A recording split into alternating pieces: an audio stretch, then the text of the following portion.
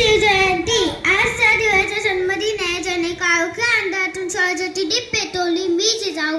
आज मी केवळ आई म्हणून नव्हे तर शिवरायांच्या घटनेची साक्षीदार म्हणून तुमच्या समोर उभी आहे. शिवबांना लहानपणी सांगितले होते, राज्य हे वारशाने मिळत नाही, ते कर्तृत्वाने मिळवावे लागते.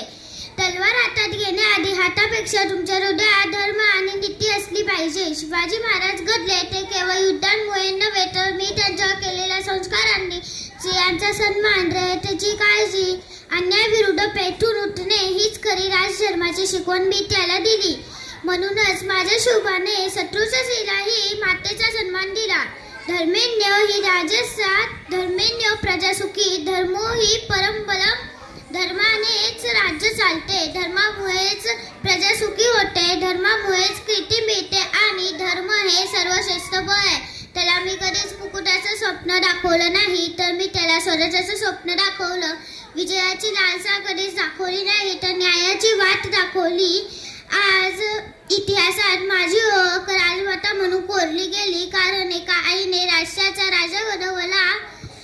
आज या पवित्र दिवशी माझं एकच सांगणं आहे की शिवाजी महाराज हे एक व्यक्ती नव्हते, ते एक विचार होते आणि तो विचार जोपर्यंत तुमच्या आमच्या काळजात जिवंत आहे तोपर्यंत हे स्वराज्य जिवंत आहे. जय हिंद, जय महाराष्ट्र. धन्यवाद.